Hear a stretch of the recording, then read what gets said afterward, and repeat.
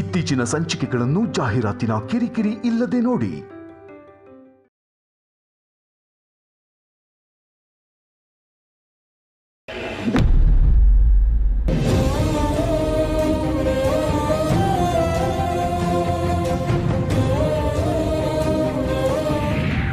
ಅವ್ರು ಬೆಳಿಗ್ಗೆಯಿಂದ ಏನೂ ತಿಂದಿಲ್ಲ. ದಯವಿಟ್ಟು ಹೇಳಿ, ನಿಮ್ ಕೈ ಮುಗಿದು ಕೇಳ್ಕೊತೀನಿ.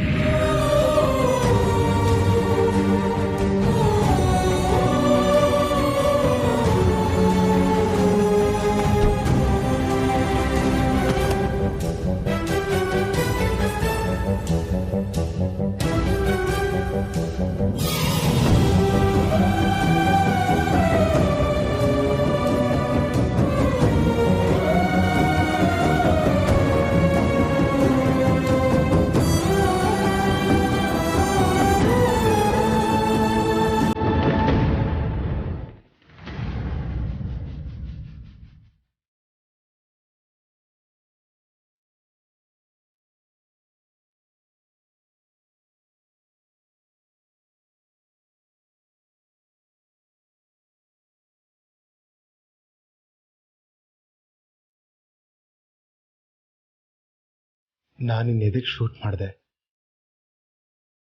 ಆದರೂ ನೀನು ನಂಗೆ ಊಟ ಮಾಡಿಸಿ ಹೊಟ್ಟೆ ತುಂಬಿಸ್ತಿದ್ಯಾ? ಎಂಥ ದೊಡ್ಡ ಮನ್ಸು ಬ್ರೋ ನಿಂದು.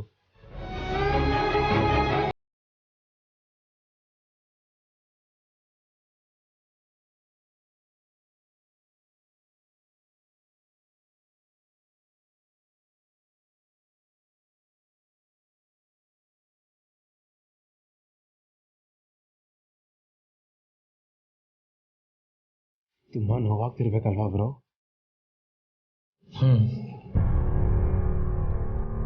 ದೇಹಕ್ಕೆ ಆಗ್ತಿರೋ ನೋವಿಗಿಂತ ಮನಸ್ಸಿಗೆ ಆಗ್ತಿರೋ ನೋವನ್ನ ಹೇಳೋದಕ್ಕಾಗ್ತಾ ಇಲ್ಲ. ನಮ್ಮನ್ನ ಹೆತ್ತು ಹೊತ್ತು ತುತ್ತು ತಿನ್ನಿಸಿ ಬೆಳೆಸಿದ್ದಮ್ಮ ಇವತ್ತು ಕೊಲೆ ಆರೋಪದ ಮೇಲೆ ಅರೆಸ್ಟ್ ಆಗಿ ಜೈಲಲ್ಲಿದ್ದಾರೆ.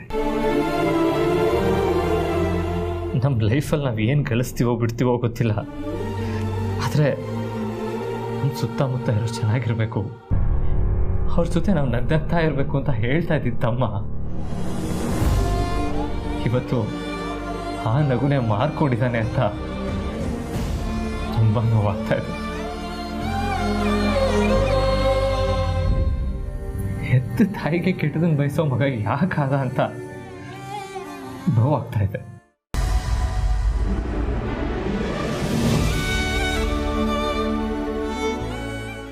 ನನಗೆ ನನ್ನ ಮೊದಲಿನ ತಮ್ಮ ಬೇಕು.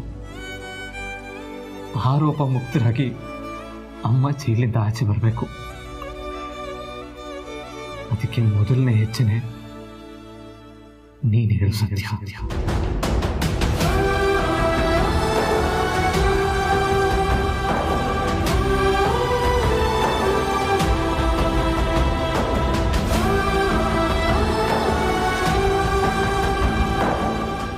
ಹೇಳು ಪ್ರೀತು, ಸತ್ಯ ನಿನಗೆ ಗೊತ್ತಿದ ಮೇಲೆ ಅಮ್ಮನ ಮೇಲೆ ಯಾಕೆ ಕಂಪ್ಲೇಂಟ್ ಕೊಟ್ಟೆ?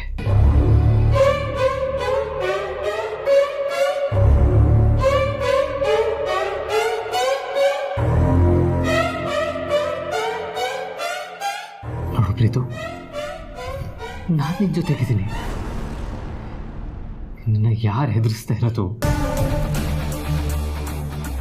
ಯಾವ ಕಾರಣ ಇಟ್ಕೊಂಡು ನಿನ್ನ ಬ್ಲ್ಯಾಕ್ ಮೇಲ್ ಮಾಡ್ತಾ ಇದ್ದಾರೆ ಅನ್ನೋದನ್ನ ನೀನು ನನಗೆ ಹೇಳು. ನಿನ್ನನ್ನು ಕಾಪಾಡ್ಕೊಳ್ಳೋ ಜವಾಬ್ದಾರಿ ನಂದು ಪ್ರೀತು.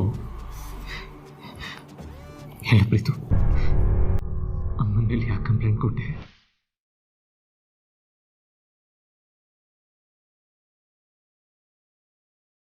ಮಾಮ್ ವಿರುದ್ಧವಾಗಿ ಅಲ್ಲ ಅವರು ನನ್ನ ಕಂಪ್ಲೇಂಟ್ ಕೊಟ್ಟಿದ್ದು.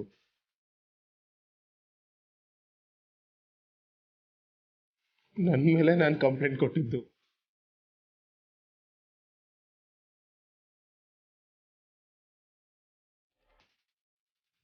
ನಾನೇ ನಿನ್ನ ಶೂಟ್ ಮಾಡಿದ್ದು ಅಂತ ಕಂಪ್ಲೇಂಟ್ ಕೊಟ್ಟಿದ್ದು ಬ್ರೋ.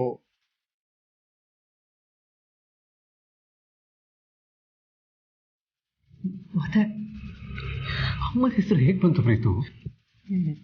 ಮೋಸ ಮಾಡಿದ್ರು.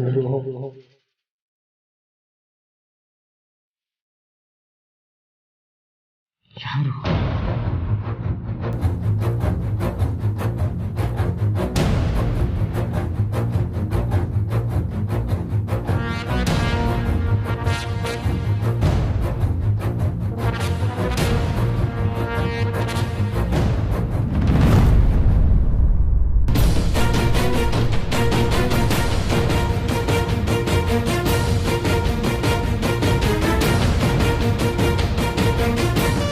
ದಾಮಿನೇನೆ ನಮ್ಮ ಕ್ಯಾಮ್ರಾ ಅಂತ ಗೊತ್ತಾಯ್ತು ತಾನೆ.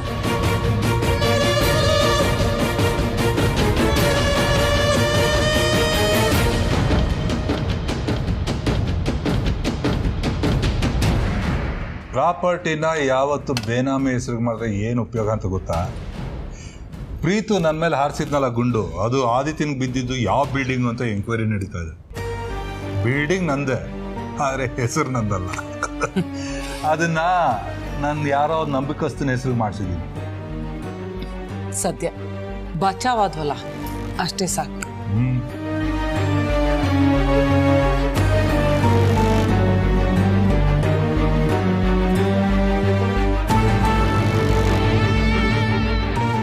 ಅಣ್ಣ ತಮ್ಮ ಏನೋ ಮಾತುಕತೆ ನಡೆಸ್ತಾ ಇದ್ದಾರೆ.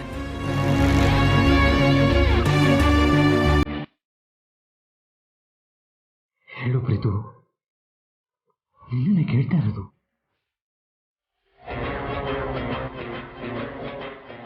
ಅಣ್ಣ ಅವನ್ನ ನೋಡಿದ್ರೆ ಯಾಕೋ ಸತ್ಯ ಎಲ್ಲ ಹೇಳ್ಬಿಡೋ ತರ ಕಾಣಿಸ್ತಾ ಇದ್ದಾನೆ.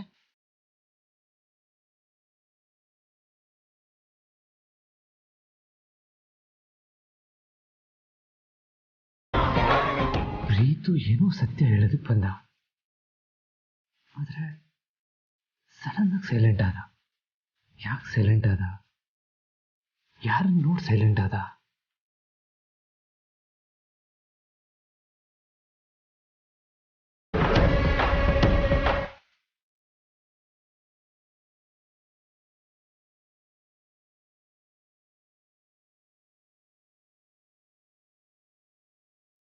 ದಾಮಿನಿ ಚಿಕ್ಕಮ್ಮ ಚಿಕ್ಕಪ್ಪ ಇದ್ದಾರಲ್ಲ ಅಷ್ಟೇ, ಅವ್ರನ್ನ ನೋಡಿ ಯಾಕೆ ಸೈಲೆಂಟ್ ಆಗಬೇಕು? ಬೇರೆಯವ್ನ ಯಾರಾದರೂ, ಬೇರೆ ಯಾರು ಇಲ್ವಲ್ಲ? ಹೊರಗಡೆಯವ್ರು ಯಾರಾದರೂ ಕಂಟ್ರೋಲ್ ಮಾಡ್ತಾ ಇದ್ದಾರಾ? ಹೇಗೆ ಕಂಡುಹಿಡಿಯೋದು? ಅದು ಯಾರು ಇವನ್ನ ವಾಚ್ ಮಾಡ್ತಾ ಇದ್ದಾರೆ. ಇವನು ಅದಕ್ಕೆ ಹೀಗೆ ಆಡ್ತಾ ಇರೋದು.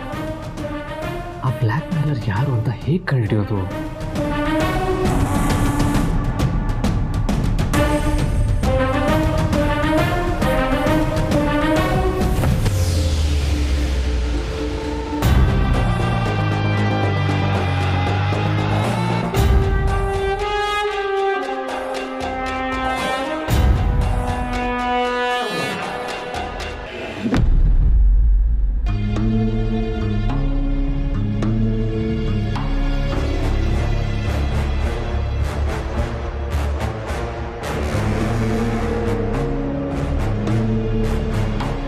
ಸರ್, ರಮೇಶ್ ಅಣ್ಣನ ಬರಕ್ಕೆ ಹೇಳಿದ್ರಲ್ಲ, ಬಂದಿದ್ದು. ರಮೇಶ್ ಹೇಳಿ ದೊಡ್ಡ ಯಜಮಾನ್ರೆ. ಇತ್ತೀಚೆಗೆ ನಮ್ಮನೆಗೆ ಯಾರಾದರೂ ಹೊಸೊಬ್ರು ಬಂದು ಹೋಗಿದ್ದಾರಾ?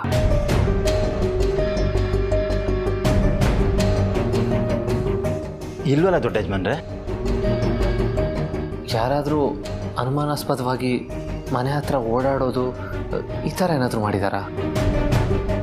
ನನ್ನ ಗಮನಕ್ಕೆ ಬಂದಿರೋ ಹಾಗೆಲ್ಲ ಏನೂ ಇಲ್ಲ ಯಜಮಾನ್ರೆ.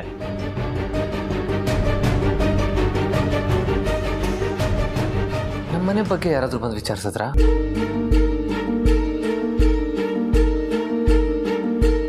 ಇಲ್ವಲ್ಲ ದೊಡ್ಡ ಯಜಮಾನ್ರೆ. ಇಲ್ಲಿ ಕೆಲಸ ಮಾಡೋರು ಬಿಟ್ಟರೆ ಆ ಥರ ಯಾರೂ ಬಂದಿಲ್ಲ. ಅಕಸ್ಮಾತ್ ಯಾರಾದರೂ ಬಂದಿದ್ರು ಕೂಡ ಅವ್ರ ಹತ್ರ ಸೈನ್ ಮಾಡಿಸ್ಕೊಂಡು ಒಳಗಡೆ ಬಿಟ್ಟಿರ್ತೀನಿ.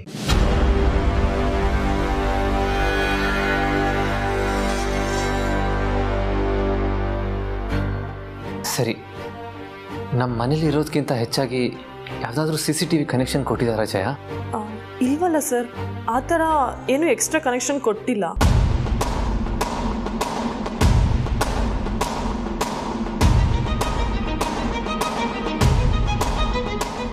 ಸರಿ, ಒಂದು ವೇಳೆ ನಾನು ಕೇಳಿದ ಪ್ರಶ್ನೆಗಳಿಗೆ ಸಂಬಂಧಪಟ್ಟಂಗೆ ಏನಾದರೂ ಅನುಮಾನ ಬಂದರೆ ನನಗೆ ಇಮಿಡಿಯೇಟಾಗಿ ತಿಳಿಸಿ. ಸರಿ ಸರ್. ಸರಿ ಯಜಮಾನ್ರೆ.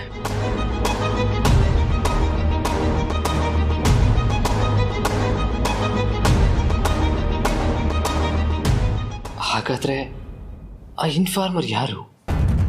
ಪ್ರೀತು ಯಾರಿಗೆ ಹೆದರ್ಕೊಳ್ತಾ ಇದ್ದಾನೆ? ಇದನ್ನೆಲ್ಲ ಯಾಕೆ ವಿಚಾರಿಸ್ತಾ ಇದ್ದೀರಾ ಯಜಮಾನ್ರೆ? ಪ್ರೀತು ಯಾರಿಗೋ ಹೆದರ್ಕೊಳ್ತಾ ಇದ್ದಾನೆ ಪಾರು. ಏನ್ ಹೇಳ್ತಾ ಇದ್ದೀರಾ ಯಜಮಾನ್ರೆ? ನಮ್ಮನೇಲೆ ಅವ್ರಿಗೆ ಭಯನಾ? ಹೌದು. ಯಾರಿಂದ? ಗೊತ್ತಿಲ್ಲ ಪಾರು. ಅದನ್ನ ತಿಳ್ಕೊಳ್ಳೋದಕ್ಕೇನೆ ನಾನು ಸೆಕ್ಯೂರಿಟಿ ಅವ್ರನ್ನ ಕರೆಸಿದ್ದು. ಪ್ರೀತು ಈ ಮನೆ ಒಳಗಿರೋರಿಗೆ ಹೆದರ್ಕೊಳ್ತಾ ಇಲ್ಲ, ಯಾರೋ ಹೊರಗಿನವ್ರಿಗೆ ಹೆದರ್ಕೋತಾ ಇದ್ದಾನೆ. ಅದಕ್ಕೆ ಒಂದೊಂದ್ಸಲ ಏನೋ ಹೇಳೋದಕ್ಕೆ ಅಂತ ಬರ್ತಾನೆ, ಸಡನ್ ಆಗಿ ಸುಮ್ಮನಾಗ್ಬಿಡ್ತಾನೆ. ಅವನ ಮನಸ್ಸು ಅವನ ಹಿಡಿಸದಲ್ಲೇ ಇಲ್ಲ. ನನಗನ್ಸೋ ಪ್ರಕಾರ ಅವನ್ನ ಯಾರೋ ಕಂಟ್ರೋಲ್ ಮಾಡ್ತಾ ಇದ್ದಾರೆ ಪಾರು. ಅಯ್ಯೋ ದೇವ್ರೆ, ನೀವು ಹೇಳ್ತಿರೋದನ್ನ ಕೇಳ್ತಿದ್ರೆ ನನ್ಗೇನು ಹೇಳಬೇಕು ಅಂತಾನೆ ಗೊತ್ತಾಗ್ತಾ ಇಲ್ಲ. ಅದಕ್ಕೆ ಅನ್ಸುತ್ತೆ ಅವ್ರಿಗೆ ನನ್ನ ಮೇಲೆ ಪ್ರೀತಿ ಗೌರವ ಇದ್ರು ಅವತ್ತು ಏಕವಚನದಲ್ಲಿ ಕರೆದ್ರು, ಕಾಫಿ ಕಪ್ ಒಡೆದು ಹಾಕಿದ್ರು, ನನ್ನ ಕಾಲಿಗೆ ಅಡ್ಡ ಕೊಟ್ಟು ಬೀಳ್ಸೋದಕ್ಕೆ ಪ್ರಯತ್ನ ಪಟ್ಟರು. ಅದು ಅಲ್ಲದೆ ನನ್ನನ್ನು ತಳ್ಳಿದ್ದು ಇದೇ ಕಾರಣದಿಂದ ಅನ್ಸುತ್ತೆ. ಅದ್ರ ಬಗ್ಗೆ ಆಮೇಲೆ ಯೋಚನೆ ಮಾಡೋಣ ಪಾರು.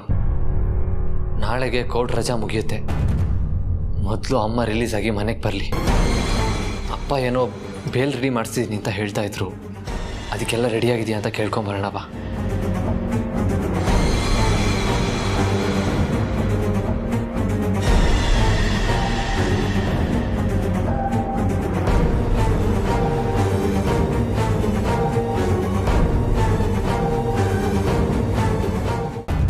ಏನು ಮಿಸ್ಟರ್ ವಿಜಯಕುಮಾರ್, ಈಗ ನೀವು ಹೀಗೆ ಹೇಳ್ತಾ ಇದ್ದೀರಲ್ಲ, ನಾವು ನಿಮ್ಮನ್ನೇ ನಂಬಿದ್ದೀವಿ.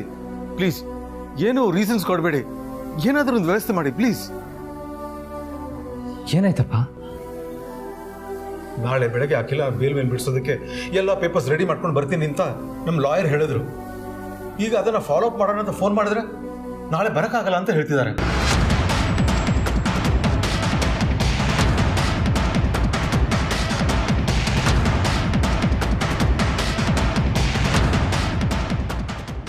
ಅಣ್ಣ ಯಾಕೆ ಬರಲ್ವಂತೆ? ನಾಳೆ ಬೆಳಗ್ಗೆನೆ ಏನೋ ಫ್ಯಾಮಿಲಿ ಕೆಲಸ ಇದೆ ಅಂತ ಫಾರಿನ್ಗೆ ಹೋಗ್ತಿದಾರಂತೆ. ನಿಮ್ಮ ಮಗಳದ್ದೇನೋ ಪ್ರಾಬ್ಲಮ್ ಅಂತೆ, ಅದಕ್ಕೆ ಬೇರೆ ಲಾಯರ್ನ ನೋಡ್ಕೊಳ್ಳಿ ಅಂತ ಹೇಳ್ತಿದ್ದಾರೆ.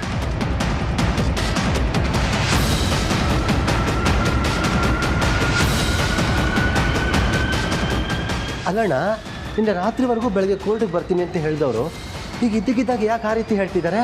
ಎಷ್ಟು ವರ್ಷದಿಂದ ನಮ್ಮ ಕಂಪ್ನಿಯಲ್ಲಿ ಲಾಯರ್ ಕೆಲಸ ಮಾಡ್ತಿದ್ದಾರೆ, ಅವ್ರ ಮೇಲೆ ಎಷ್ಟೊಂದು ನಂಬಿಕೆ ಇಟ್ಕೊಂಡಿದ್ವಿ. ಆದರೆ ಕೊನೆ ಕ್ಷಣದಲ್ಲಿ ಹೀಗೆ ಹೇಳ್ಬಿಟ್ರಲ್ಲ, ಈಗ ನನಗಂತೂ ಏನು ಮಾಡಬೇಕು ಅಂತಲೇ ತೋಚ್ತಾ ಇಲ್ಲ.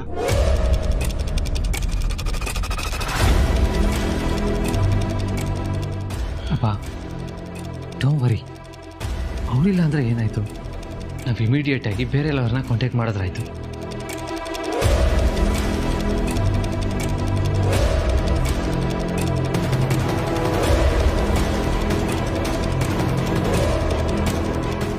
ಏನಣ್ಣ ಇದು? ಅಖಿಲನ್ ಕೇಸ್ನ ಯಾವ ಲಾಯರು ತಗೋತಾ ಇಲ್ವಂತೆ? ಯಾವ ಲಾಯರು ತಗೊಳ್ಳೋದಿಲ್ಲ, ತಗೊಳ್ಳೋದಕ್ಕೆ ರಾಣ ಬಿಡಲ್ಲ. ಅರ್ಥ ಆಗ್ಲಿಲ್ಲ ಅಣ್ಣ. ನೀನ್ ಏನ್ ಕಿತ್ತು ದಬಾತಿದ್ಯಾ ಅಂತ ಕೇಳ್ತಿದ್ಯಲ್ಲ, ಈ ನಿಮ್ಮ ಅಣ್ಣ ಕಿತ್ತು ದಬಾಕಿದಾನೆ ನೋಡೋರು. Akhilandeshwari company legal advisor cum criminal lawyer Vijay Kumar ಅವ್ರ ಮಗಳು ನ್ಯೂಯಾರ್ಕಲ್ಲಿ ಓದ್ತಿದ್ದಾಳೆ. ನಮ್ಮ ಕಡೆಯವ್ರನ್ನ ಬಿಟ್ಟು ಅವಳನ್ನ ಕಿಡ್ನಾಪ್ ಮಾಡಿದ್ರು. ನೀನೇನಾದ್ರು ಕೇಸ್ ತಗೊಂಡ್ರೆ ನಿನ್ನ ಮಗಳ ಬಾಡಿ ಪಾರ್ಟ್ಸ್ನ ಪಾರ್ಸಲ್ ಮಾಡ್ತೀನಿ ಅಂತ ಬೆದರಿಕೆ ಹಾಕಿದ್ದೀನಿ. ಅದರ ರಿಸಲ್ಟೇ ಇದು. ಏನು ದುಡ್ಡು ಸ್ವಲ್ಪ ಜಾಸ್ತಿ ಖರ್ಚಾಯ್ತಷ್ಟೆ.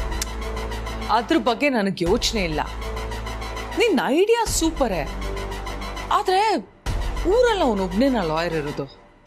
ಬೇರೆ ಯಾರಾದ್ರೂ ಈ ಕೇಸ್ ತಗೊಂಡ್ಬಿಟ್ರೆ? ಖಂಡಿತ ತಗೊಳ್ಳಲ್ಲ. ಸಾಕ್ಷಿ ಎಲ್ಲ ಅಖಿಲಾಂಡೇಶ್ವರಿ ವಿರುದ್ಧ ಇದೆ.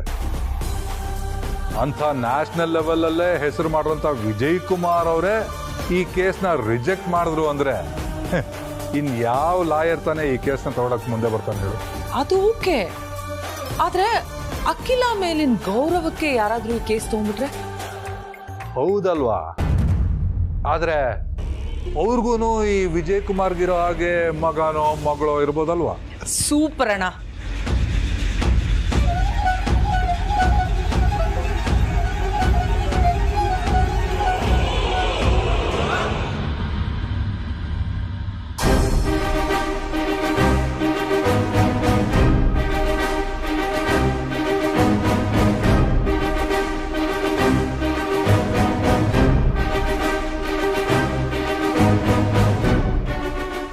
ಯಾರು ರೆಸ್ಪಾಂಡೇ ಮಾಡ್ತಾ ಇಲ್ಲ ಅಣ್ಣ.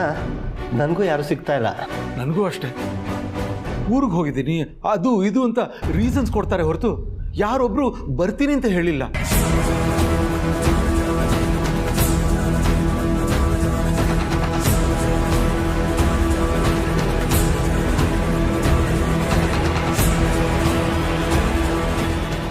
ಯಾಕಣ್ಣ ಯಾರು ಬರಲ್ಲ ಅಂತಿದ್ದಾರೆ? ಕಷ್ಟ ಕಾಲದಲ್ಲೇ ನಂಬಿಕಸ್ತರು ಯಾರು ಅಂತ ಗೊತ್ತಾಗೋದು. ಅರಸನಕೋಟೆಯಿಂದ ಸಹಾಯ ಪಡ್ಕೊಂಡಿರೋರು ಸಾವಿರಾರು ಜನ ಇದ್ದಾರೆ. ಅದರಲ್ಲಿ ಈ ನಮ್ಮ ಲಾಯರ್ ವಿಜಯ್ ಕುಮಾರ್ ಕೂಡ.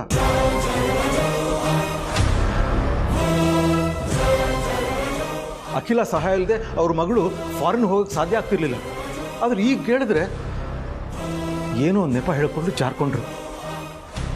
ಬೇರೆ ಲಾಯರ್ಸ್ ಕೂಡ ಹಾಗೆ, ಯಾರೂ ಸರಿಯಾಗಿ ರೆಸ್ಪಾಂಡ್ ಮಾಡ್ತಿಲ್ಲ.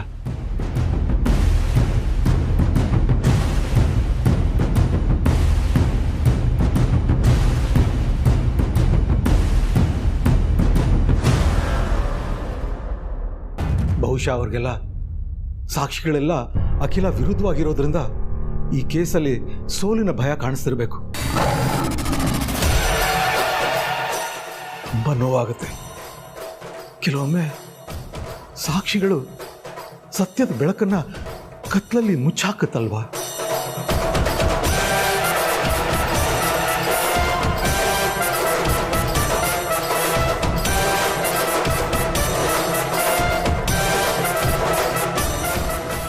ಒಂದೇ ಒಂದು ಕಂಪ್ಲೇಂಟಿಂದ ಅರಸನಕೋಟೆ ನೆಮ್ಮದಿ ಹಾಳಾಯ್ತು.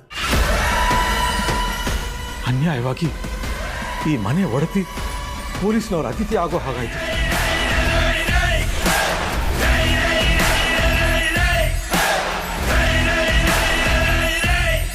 ಅಖಿಲ ಘನತೆಗೆ ಕಪ್ಪು ಚುಕ್ಕಿ ಬೀಳೋ ಹಾಗಾಯ್ತು. ವ್ಯವಹಾರದಲ್ಲಿ ಶೇರ್ಸ್ ಅಲ್ಲಿ ಲಾಸ್ ಆಗೋ ಹಾಗಾಯ್ತು. ಇದೆಲ್ಲ ಆಗಿತ್ತು ಅದು ಒಂದು ಕಂಪ್ಲೇಂಟಿಂದ.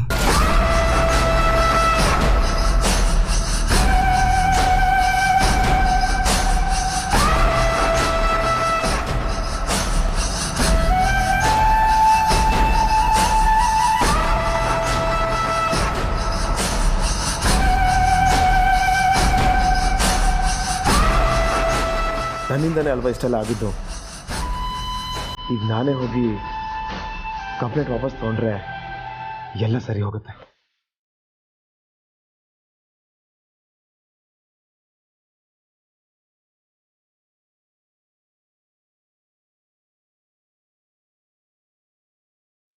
ಈಗ ನಾನು ಓವರಾಗಿ ರಿಯಾಕ್ಟ್ ಮಾಡಿದ್ರೆ ಅರುಂಧತಿ ರಾಣ ಗೊತ್ತಾಗ್ಬಿಡುತ್ತೆ.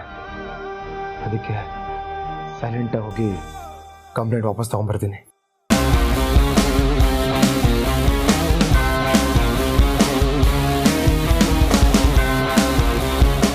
ಈ ಪ್ರೀತು ಚಿಕ್ಕಮ್ಮನ ಯಾಕೆ ಅನುಮಾನದಿಂದ ನೋಡ್ತಾ ಇದ್ದಾನೆ?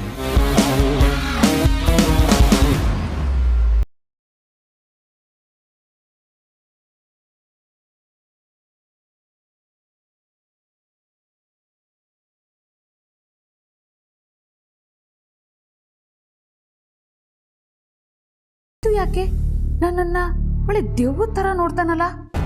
ಹಾ, ಹಾಗಾದ್ರೆ ನನ್ನ ಹತ್ರ ಯಾವುದೋ ಕ್ಯಾಮ್ರಾ ಇದೆ ಅಂತ ಇವನು ಫಿಕ್ಸ್ ಆಗಿದ್ದಾನೆ ಅಂತಾಯ್ತು. ಅಲ್ಲಿಗೆ ನನಗಿದ್ದ ಥರಾನೇ ಮರುವಿನ ಕಾಯಿಲೆ ಅದೇ ಸಿಂಡ್ರಲ್ಲ ಇರೋದು ಕನ್ಫರ್ಮ್ ಆಯ್ತು.